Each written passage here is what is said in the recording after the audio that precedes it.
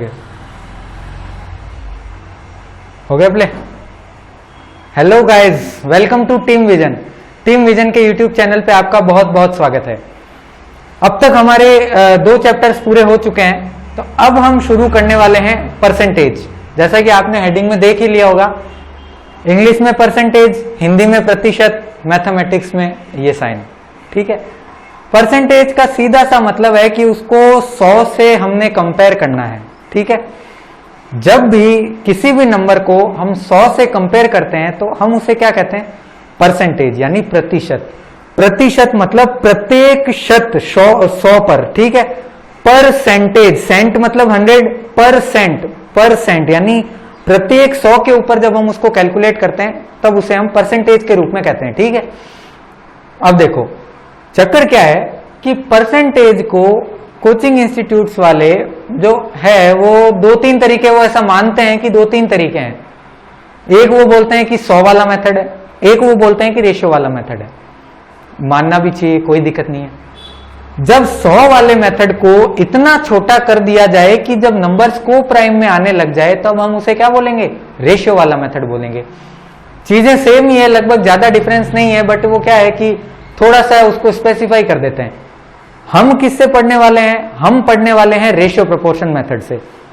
ऐसा नहीं है कि मैं सिर्फ रेशियो मेथड पे स्टिक करूंगा, मैं दोनों साथ में चलाता हूं और कई बार कई जगह पे मैंने दोनों को इतना अच्छे से मिक्स कर रखा है कि उन दोनों को जब आप मिक्स के अंदर पढ़ोगे तब आपको बहुत मजा आने वाला है। ठीक है, तो शुरू करते हैं। शुरू करने से पहले एक वार्निंग कि वार्निंग वर्ड यूज कर रहा हूं। अगर आपने रेशियो एंड प्रोपोर्शन चैप्टर को अभी तक नहीं देखा है, जो हमने सबसे पहले शुरू किया था, तो सबसे पहले तो आप जाकर उसको देखो। उसको देखने का कारण ये मैं इसलिए नहीं बोल रहा हूं कि सब्सक्राइबर होने चाहिए या कुछ, ऐसा नहीं है। ये चैप्टर अगर आपको बिल्कुल तह से समझना है तो आपको रेशियो एंड प्रोपोर्शन आना चाहिए। थोड़ा बहुत अगर आपको आएगा, बाकी मैं आपकी हेल्प कर दूंगा। ठीक है, तो देखो इसके अंदर सबसे पहले तो कुछ परसेंटेजेस याद होने चाहिए। ठीक है, याद ना हो तो आपको 100 से डिवाइड करना पड़ेगा, और परसेंटेज अगर याद होंगे तो आपको बहुत फायदा मिलने वाला है। देखो कैसे याद, क्या क्या होना चाहिए। कुछ एक परसेंटेज है, ज्यादा नहीं है। जैसे देखो आधा, आधा क्या होता है? 50%। ठीक है, फिर 1/3 क्या होता है? 33 सही 1/3%। फिर 1/4 क्या होता है? 1/4 होता है 25%। ठीक है, फिर 1/5 क्या होता है? 1/5 होता है 20%। उसके बाद में 1/6 क्या होता है? 1/6 होता है 16/2/3%। अब थोड़ा सा चीज नोट करना, डिनोमिनेटर जैसे जैसे बढ़ता जाएगा वैसे वैसे ये परसेंटेज जो है ये डिक्रीज होता जाएगा। क्यों? क्योंकि ऊपर वाले नंबर से नीचे वाले को डिवाइड करेंगे तो चीजें क्या होगी? घटेगी। 1/7 क्या हो जाएगा? 14/2/7%। 1/8 क्या हो जाएगा भाई? 12.5%।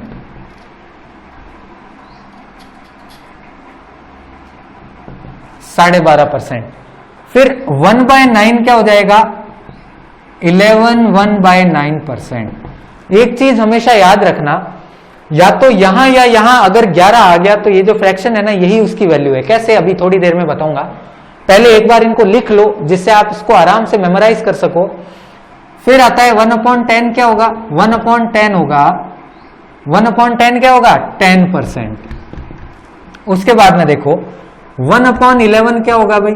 1/11 क्या होने वाला है? 1/11 हो जाएगा आपके 9/1/11%। 9/1/11%। अब देखो आगे चलते हैं हम। 1/12 क्या हो जाएगा? 8/1/3%। 8/1/3%। उसके बाद में देखो, अब यहां तक परसेंटेजेस याद होने चाहिए। उसके बाद में कुछ बीच बीच में से नंबर्स आते हैं, जैसे 3/8 जो होता है ना, वो होता है 3/8। 3/8 है ना, वो होता है 37/1/2%। 37/1/2%। 5/8 क्या होता है भाई? 5/8 होता है 62/1/2%। ठीक है, ये याद रखना है। उसके बाद में देखो 3/10, 4/10 ये तो आने चाहिए। 3/10 क्या होता है 30%, 4/10 क्या होता है 40%। उसके बाद में 1% क्या होता है 1/14, 1/14 क्या होता है 7/1/7%, 7/1/7%। 1/15 क्या होता है 6/2/3%।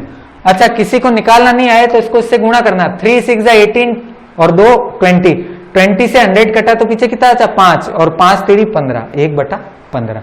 बात समझ में आई। ये थोड़े कुछ परसेंटेजेस है, इनमें अगर मैंने कुछ मिस कर दिया हो तो मैं आपको बता दूंगा। कुछ नंबर देख लो, 1/3 33 1/3%, 2/3 66 2/3%। अब देखो ये कुछ एक स्पेसिफिक है, वो मैं आपको अलग से बता दूंगा। पहले आप इसका एक बार स्क्रीनशॉट लेना चाहो स्क्रीनशॉट ले लो, लिखना चाहो लिख लो। लिखना जरूरी है इसको, ये बता रहा हूं क्योंकि मैं पूरा चैप्टर इन्हीं से कवर कर दूंगा। आपको अगर ये चीजें याद है तो आपको ये चैप्टर में बिल्कुल दिक्कत नहीं आने वाली है, इसकी गारंटी मैं लेता हूं। ठीक है, आओ फिर आगे चलते हैं। थोड़ा इनकी टेक्निकलिटीज को मैं क्लियर कर देता हूं, उसके जिससे क्या होगा आपको थोड़ा हेल्प मिल जाएगा।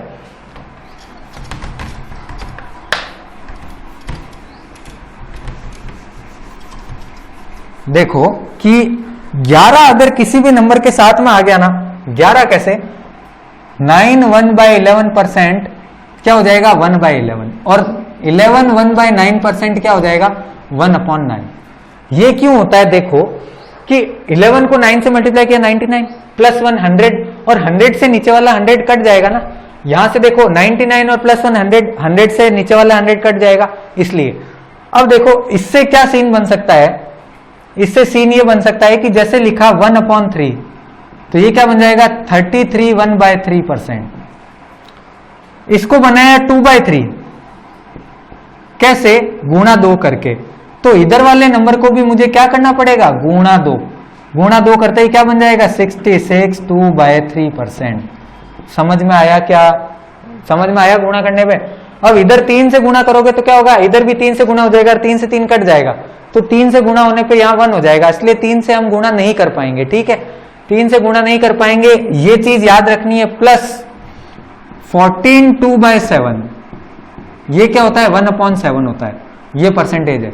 और इसको ये 1/7 आपको पता चल गया, ये 14 2/7 नहीं हो गया, इसको हमने आधा कर दिया 7 1/7, तो ये क्या बन गया 1/14। क्यों, इधर अगर आप आधा करोगे तो इधर भी तो आधा करना पड़ेगा ना। रेशियो के अंदर मैं आपको क्या सिखा के लाया हूं कि एक साइड में जो चीज करते हैं वही चीज आपको क्या करनी पड़ेगी दूसरी साइड में करनी पड़ेगी। थोड़ा और टेक्निकलिटीज पे बात कर लेते हैं। जो भी चेंज इन परसेंटेज होने वाला है, जैसे परसेंटेज 10% से इंक्रीज हुआ डिक्रीज हुआ जो भी होने वाला है, वो चेंज इन परसेंटेज उसको मैं डेल % बोलता हूं, वो यहां पे होने वाला है। ठीक है, और ऑन टोटल जो है ना वो यहां नीचे होने वाला है। टोटल कहां होने वाला है नीचे होने वाला है। बात समझ में आई, नीचे वाला होगा हमेशा टोटल और ऊपर वाला क्या होगा चेंज इन परसेंटेज। परसेंटेजेस को याद करना है, सबसे इंपॉर्टेंट कौन सा होता है खासकर एसएससी में 37 1/2%, 37.5% क्या होता है 3/8। याद रखना है, याद रखना है। अगर कभी भूल जाओ 37 2 74 प्लस 1 75, 75 से 100 को किया तो 25 3 75 और 25 चौका 100 और 4 2 8। बात समझ में आई, ये थोड़ा सा याद रखना है। इससे रिलेटेड एक क्या होता है 62 1/2, 62.5% होता है 5/8, 62.5%। ये भी थोड़ा याद रखना, कैसे याद रहेगा 2 से 62 को मल्टीप्लाई करोगे तो कितना हो जाएगा 124, और एक कितना हो गया 125, और 25 5 का कितना होता है भाई 125 होता है। तो ऊपर 5 और नीचे 4, और 4 से इसको 2 को मल्टीप्लाई किया तो 8। अब आप सोचोगे कि मैं कैलकुलेशंस हवा में कैसे चला रहा हूं, तो अब तक अपनी लगभग 11 वीडियोस आ चुकी है। अगर हमारी 11 वीडियोस आ चुकी है तो अब हमें कैलकुलेशन को थोड़ा सा इंप्रोवाइज करना पड़ेगा, फिर नई कैलकुलेशन को अडेप्ट करके और पुराने कैलकुलेशन मेथड्स को ओवरकम करना पड़ेगा।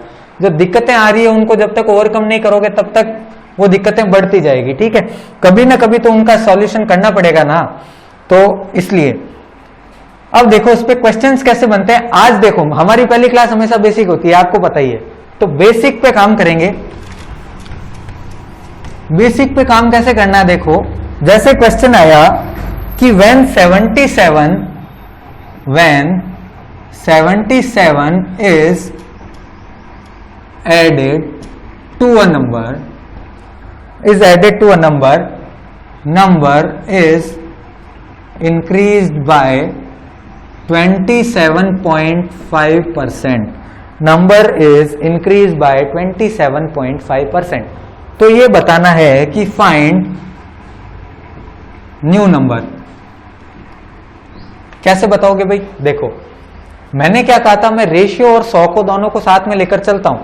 अब रेशियो से 100 कैसे बनाते हैं वो थोड़ा सा देख लो आप. मान लो कोई नंबर था 100, उसको इंक्रीज किया तो वो हो गया 127.5. समझ गए? ये है 100 वाला मेथड. कैसे? ये पॉइंट हटा, ये 0 आ गया. अब देखो, अब हम इसको काटेंगे. इसको काटा किससे? ये 5 है और ये 25 से कटता है. ठीक है, क्योंकि यहाँ 125 और ये 2 और 25 बन जाएगा.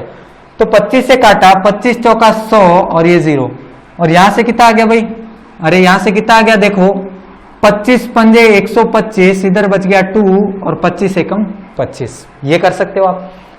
ये जो चीज है ना, ये रेशियो वाले डायरेक्ट लिख देते हैं. जैसे हम भी डायरेक्ट लिखेंगे, पर आज क्या है, हमारी पहली क्लास है तो हमें डायरेक्ट नहीं लिखना है.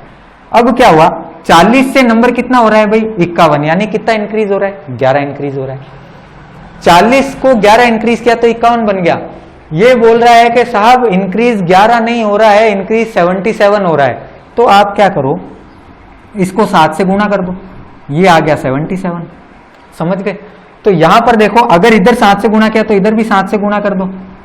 तो 7 1 7, 7 5 35. यानी नया नंबर क्या हो गया? 357. पुराना नंबर पूछा होता, इससे गुणा कर दो, 280. ये हमारा पुराना नंबर हो गया और ये हमारा क्या हो गया? नया नंबर हो गया. करने के तरीके काफी है. यहां से काट के हम इस स्टेप पे आए ना.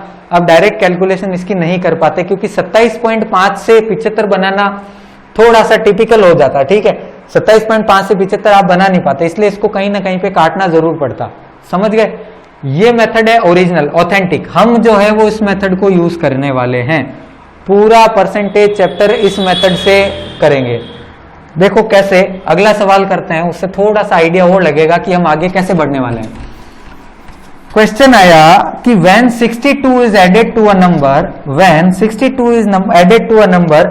number increased by 20%. 62 added, number increased by 20%.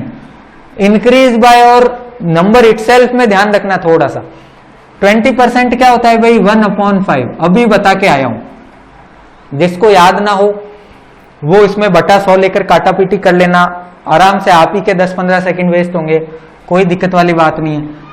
5 से 6 बना है नंबर, तभी तो इंक्रीज हुआ है. देखो टोटल नंबर था 5, कितना इंक्रीज हुआ? 1 इंक्रीज हुआ. तो 5 से कितना बना? 6. ये है purely ratio method. Pure ratio method है. ठीक है, 5 से कितना हो गया है? 6. कितने का इंक्रीज आया है भाई? 1 का. मैं बोल रहा हूं 1 का इंक्रीज है. सवाल कितने का बोल रहा है भाई? 62 का. तो 1 को क्या बनाना है मुझे? 62 बनाना है. इंटू 62, ये बन गया 62. तो अब ये पूछ क्या रहा है कि फाइंड नंबर पूछ रहा है, मतलब कि ओल्ड होगा. तो इसको भी 62 से मल्टीप्लाई कर लो.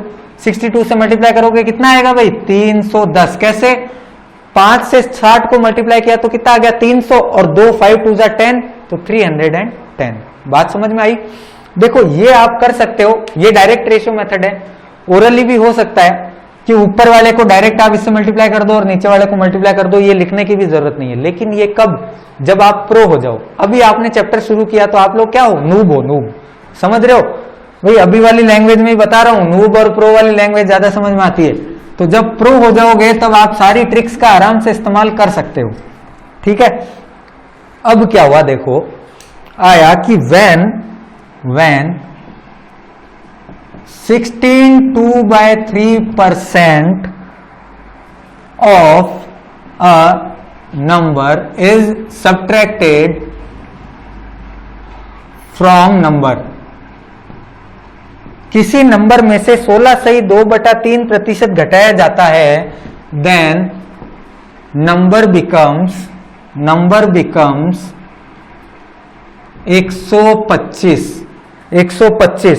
तो बोल रहा है फाइंड ओरिजिनल नंबर। क्या बताना है भाई? ओरिजिनल नंबर बताना। देखो कैसे बताएंगे। 16 2/3% क्या होता है भाई? 1/6 होता है। अगर किसी ने नहीं लिखा हो तो लिख लेना, समझ गए?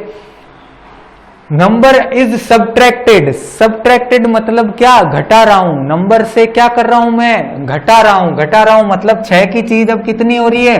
5। कोई भी जोश जोश में 7 मत लिख देना, थोड़ा सा जोश के साथ में होश भी रखना है। बात समझ में आ गई क्या? अब देखो नंबर बिकम्स 125। अपने नंबर कितना हो रहा है भाई? 5 हो रहा है, लेकिन नंबर होना कितना चाहिए था? 125 होना चाहिए था। 5 को 125 कैसे बनाऊंगा भाई? इंटू 25। 5 को 125 कैसे बनाऊंगा? इंटू 25। तो इधर इंटू 25, तो रेशियो में क्या होता है? इधर भी इंटू 25। तो ये कितना हो गया? 150। बात समझ में आई क्या? बिल्कुल आप इससे कर सकते हो। कोई भी सवाल चाहे कितना भी टफ हो, नॉर्मली ये जो टाइप है ये आराम से इससे कवर हो जाएगी। मैं लगभग सारा चैप्टर इस टाइप से कवर कर दूंगा। बस आप लोग साथ में बने रहना, यूं मत छोड़ देना कि ये काफी ज्यादा बेसिक है। और थोड़ा बहुत देखो जोर तो आएगा। कभी भी कोई चीज नहीं शुरू करते ना तो थोड़ी सी दिक्कतें तो आती है। हमको भी आई थी जब हमने इस चैनल को शुरू किया था, बट अभी चल रहे हैं ना। मेहनत करने के साथ साथ में आगे बढ़ते रहेंगे, ठीक है? याद रखो, एक मोटिवेशन दे रहा हूं, जितना बड़ा सपना होगा उतना ज्यादा तपना होगा, ठीक है? तो बस इसी मोटिवेशन के साथ में चलते रहो। आगे चलते हैं। देखो, when 37 1/2%, when 37 1/2% of a number is added itself, number becomes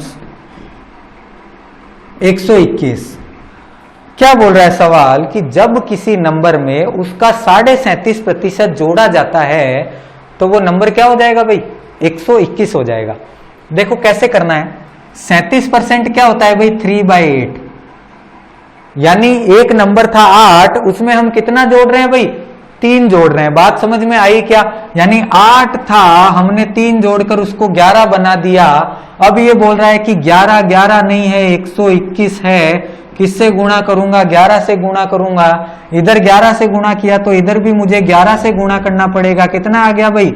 88। बात समझ में आई क्या? 88 हमारा क्या हो जाएगा? आंसर हो जाएगा। अगर वो पूछता नंबर में चेंज कितना हुआ, डायरेक्ट यहां से 3 लेते, उसी को गुणा कर देते 11 से, हमारे पास क्या आ जाता भाई? 33 आ जाता। बात समझ में आई क्या? यहां से आप डायरेक्ट कर सकते हो। अगर हमें नंबर पूछा होता कितना बड़ा घटा है तो हम इसको मल्टीप्लाई नहीं करते, फिर हम सीधा इसी को मल्टीप्लाई करते और यहां से हमें डायरेक्ट आंसर मिल जाता। समझ गए? चलो आगे चलते हैं। आगे क्या करते हैं? देखो, एक एरिया में आपने क्वेश्चंस देखे होंगे कि लेंथ ऑफ रेक्टेंगल या area of rectangle is increase by this percent, area no change, area change. तो वो परसेंटेज बताना होता है। कैसे क्वेश्चंस आएंगे देखो, मैं बता देता हूं आपको। बोल रहा है कि length of rectangle is increase bye 20%। Length 20% से बढ़ाई जा रही है भाई। लेंथ 20% से बढ़ाई जा रही है। ब्रेड्थ को कितना बढ़ाऊं? ब्रेड्थ को कितना घटाऊं? ब्रेड्थ को कितना घटाऊं ताकि एरिया जो है उसमें नो चेंज आ जाए। नो चेंज आ जाए का मतलब क्या है भाई? कि एरिया में किसी भी प्रकार का कोई भी परिवर्तन नहीं होना चाहिए। तो देखो क्या है, 20% का मतलब क्या है भाई? 1/5। यानी ये बढ़ रहा है 5 से 6। ये बढ़ रहा है कितना? 5 से 6। ये हो रही है लेंथ की बात। यहां पे ब्रेड्थ है कहीं पे, हमें नहीं पता कहां है। ये 1:1। 1:1 क्यों? ताकि नो चेंज। भाई ये ओल्ड एरिया, ये न्यू। अगर लेंथ 5 से 6 होती है, कितना करूं? ऐसे केस में नो चेंज में ये उल्टा हो जाता है। उल्टा क्यों होता है? देखो, यहां पर 6 आ जाएगा और यहां पर आएगा 5। इसलिए क्योंकि 5 से 6 को गुणा करोगे 30, 6 को 5 से गुणा करोगे 30, 30 से 30 कट के 1, यानी नो चेंज। 30 बराबर लाना है, ठीक है? ये नहीं समझे तो देखो क्या करना है, इसको भूल जाओ एक बार के लिए। 5 से 1 बनाना है। 5 से 1 बनाना है। कैसे बनाऊंगा भाई, 5 का भाग दे दूंगा ना, 5 के भाग से गुणा कर दूंगा, तभी तो इसको इससे गुणा करोगे तो क्या बन जाएगा भाई, इसको इससे गुणा करोगे तो क्या बन जाएगा, 1 बन जाएगा, 5 से 5 कट जाएगा, इधर क्या बनेगा 1/6, और ये क्रॉस मल्टीप्लाई उनके रेशियो क्या बन जाएगा मेरा 6 से 5। 6 से 5 का मतलब कितना डिक्रीज हो रहा है, 1 का डिक्रीज हो रहा है, कितने पर, 6 पर। और 1/6 क्या होता है भाई, अरे 1/6 क्या होता है, 16 2/3%। अब देखो यहां पर कुछ लोग 100 से डिवाइड करते ना तो दिक्कतें आती। आप क्या करो, डायरेक्ट याद कर लो, याद करोगे तो दिक्कतें कम आएगी। ये वाला कंसेप्ट बहुत अच्छा कंसेप्ट है, आप इसको याद रखोगे ना तो आपको काफी फायदा मिलने वाला है। इस पर एक क्वेश्चन और देख लेते हैं, इस पर एक क्वेश्चन और देख लेते हैं कि भाई एक फैमिली में चावल की खपत जो, चावल की प्राइसेस जो है वो कितनी बढ़ गई है भाई, प्राइसेस बढ़ गई है 25% से। अरे भाई सिर्फ पेट्रोल वेट्रोल ही नहीं, बाकी चीजें भी तो बढ़ रही है। तो मैथ्स वाले इसमें क्वेश्चन में क्या बोल रहा है कि 25% से चावल की रेट बढ़ रही है, तो फैमिली कंजप्शन को कितना डिक्रीज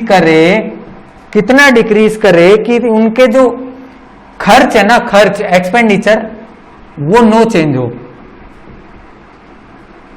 मतलब कि उनके खर्चे में किसी भी प्रकार का कोई भी परिवर्तन नहीं होना चाहिए। कैसे करेंगे देखो, 25% क्या होता है भाई 1/4, यानी कि प्राइसेस क्या हो गई 4 से 5 हो गई, तो ये प्राइसेस है तो कंजप्शन क्या होगा भाई। अगर आपके मान लो शक्कर जो है वो शक्कर की प्राइसेस बढ़ गई 40 से 50 हो गई, तो 200 रुपए में पहले 5 किलो आ रही थी, अब कितनी आएगी 4 किलो ही आएगी। तो क्या हुआ, ये 5 इधर आ गया और ये 4 इधर आ गया। वो मेथड वही है 1/4 1/5 वाला। अब उसको हम शॉर्ट में कर सकते हैं क्योंकि हमें पता है कि वो मेथड आया कहां से, समझ में आया। 5 से 4 हो रहा है मतलब कि 1 का डिफरेंस किस पे, 5 पे, और 1/5 क्या होता है 20%।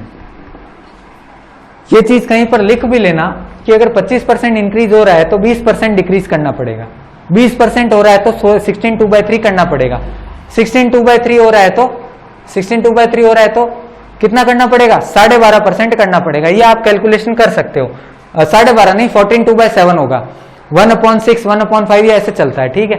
तो उसमें आपको काफी हेल्प मिलने वाली है। फिलहाल ये 20% और 25% तो याद रखना ही है, समझ में आया। चलो आगे चलते हैं कि ये तो था साहब नो चेंज, कोई चेंज ही नहीं हुआ। अब आप बोलो कि अगर चेंज हुआ हो तो क्या करना, देखो बोल रहे हैं कि लेंथ और ब्रेड्थ कितने से इंक्रीज हुई भाई, लेंथ तो इंक्रीज हुई है 18% से और ब्रेड्थ इंक्रीज हुई है 12% से। चेंज इन एरिया कितना होगा, ये डेल का मतलब क्या होता है चेंज इन एरिया, ठीक है। डेल का मतलब क्या होता है भाई चेंज इन एरिया। अब क्या होगा ये लेंथ इतने से बढ़ रही है और ये ब्रेड क्या हो रही है इतने से बढ़ रही है, तो आप क्या करो ये लेंथ ये ब्रेड 18% मतलब कि 18/100, 2 से काटोगे तो क्या आएगा 9/50। अरे आएगा नहीं आएगा 9/50 आएगा। अब क्या करो मतलब क्या हो गया ये 50 से कितना हो रहा है भाई 59, क्योंकि बढ़ रहा है ना, 50 से कितना हो रहा है 59 हो रहा है, ठीक है। और ये क्या हो रहा है 12% से इंक्रीज हो रहा है। 12% मतलब क्या होता है भाई 3/25। जो भी नंबर 4 से डिवाइड होने वाला होगा ना, ऊपर आप 4 की टेबल पढ़ लेना, नीचे 25 आ जाएगा। 4 से डिविजिबल में बता रहा हूं, 16 होता तो 4/25, ठीक है। उसके बाद 20 तो कट ही जाता है 1/5 हो जाता है, 24 होता तो 6/25 कर सकते हो ना। इस तरीके से दिमाग में कैलकुलेशन करनी है। मैं आपको लास्ट तक जाते जाते कैलकुलेशन में तो विजार्ड बना ही दूंगा। देखो और क्या हो रहा है 25 से कितना हो रहा है भाई 28।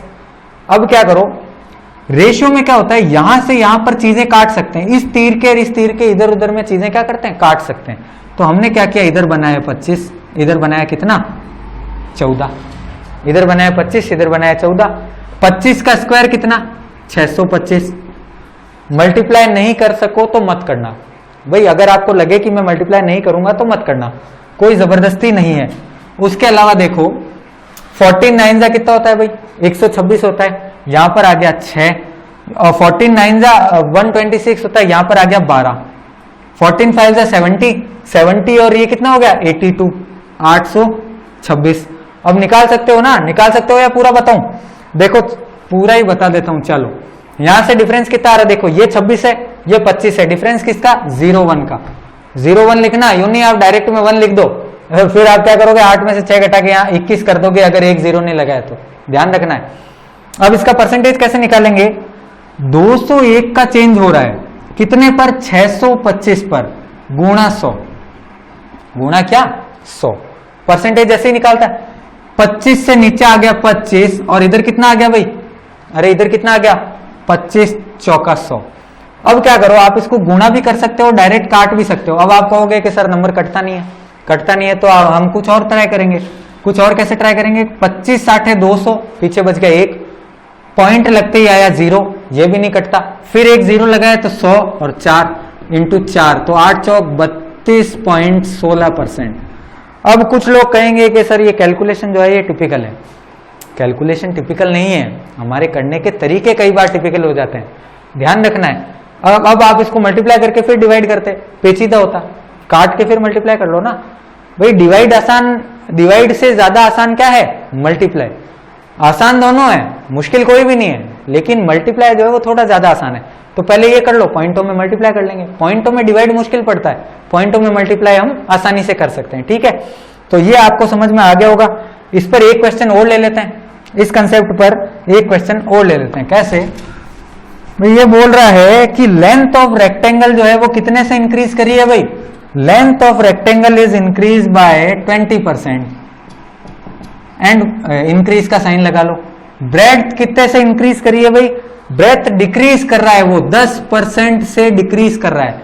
अब चेंज इन एरिया बताना है भाई, del A, change in area. अब क्या बताना है? Change in area. कैसे बताएंगे? देखो ये लेंथ, ये ब्रेड, ये ओल्ड, ये न्यू, ये चीजें एग्जाम में लिखनी नहीं है, नोट्स में लिखनी है, समझे। 20% का मतलब क्या? 1/5। 10% का मतलब क्या? 1/10, समझे। 5 से क्या हो रही है चीजें? 6, और 10 से क्या हो रही है? 10 से क्या हो रही है? 11 लिख दूं क्या? 11 क्यों लिखोगे भाई? डिक्रीज हो रही है तो 9 लिखोगे। 11 नहीं लिखेंगे, कितनी लिखेंगे? 9 लिखेंगे। 9 लिखते ही क्या होगा? अब कुछ कट रहा है तो देख लो, काट दो, और अगर नहीं कट रहा है तो क्या करो? गुणा कर दो। 5 × 10 50, और इधर कितना बन रहा है? 9 6 54। कितने का गैप? 4 का गैप। किस पर? 50% पर। ऑप्शन के अंदर सबसे पहला ऑप्शन 4 होगा, फंसना नहीं है, समझ रहे हो? फंसना नहीं है, एग्जामिनर फंसाने की पूरी पूरी कोशिशें करेगा। 50 पे 4, 100 पे कितना? इधर डबल तो इधर भी डबल। कितना आ गया भाई? 8 आ गया। तो यहां पर कितने परसेंट हो गया? इसको इंटू 2 कर लो, 8% जो है वो इसका आंसर। अब ये पूछेगा 8% इंक्रीज या 8% डिक्रीज? भाई 8% इंक्रीज या 8% डिक्रीज? 50 से 54 हो रहा है, 50 से 54 हो रहा है, तो कितने का? 8% इंक्रीज, 8% इंक्रीज, समझ रहे हो? ये है चेंज इन एरिया। मेरा आंसर क्या है? 8% इंक्रीज। 8% डिक्रीज भी मिलेगा ऑप्शन में। कहां से देखना है? यहां से देखना है। कंपेयर कहां से करोगे? यहां से करोगे। बात समझ में आई? तो ये थे परसेंटेज के कुछ बेसिक टाइप्स, बेसिक फंडास। अगली क्लास में जब आप पढ़ने बैठो तो सबसे पहले तो परसेंटेजेस आपको याद होने चाहिए। ये कोई मतलब स्कूल तो है नहीं कि अब आपको डंडे मार मार के याद करवाया जाए। अगर आपको अपने भविष्य की चिंता है और अगर आप पेपर में काफी तेजी से चीजों को स्कोर करना चाहते हो तो आप उन परसेंटेजेस को याद कर लेना, आपके लिए बेनिफिट है। बाकी जिन्होंने रेशियो वाली वीडियोस नहीं देखी है वो देख लेना। इससे पहले एक एलसीएम एचसीएफ चैप्टर भी हो रखा है, वो भी देख लेना। एवरेज हो रखा है, वो भी देख लेना। उससे आपको काफी कैलकुलेशन में हेल्प मिलेगी। मैंने कैलकुलेटिव टिप्स जो है वो बहुत सारी दे रखी है उन वीडियोस के अंदर, ठीक है। तो आपको उनकी हेल्प मिल जाएगी। आई बटन जो है वहां से आप पुरानी वीडियोस पे जा सकते हो। प्लेलिस्ट बना रखी है, बाकी सब्जेक्ट भी जरूर देखना, आपको काफी हेल्प मिलने वाली है एग्जाम के अंदर। हम लोग एग्जाम ओरिएंटेड पढ़ाते हैं, ठीक है। जो एग्जाम में आएगा उसी तरीके से हमको पढ़ाई करनी है। बाकी सिलेबस तो बहुत सारा है, कवर नहीं कर पाएंगे, ठीक है। लेकिन हमें उतना कवर करना है कि एग्जाम में कम एफर्ट्स में ज्यादा से ज्यादा हमें रिजल्ट्स मिल जाए, ठीक है। बाकी मेहनत करते रहिए। Bye bye, take care, happy studies.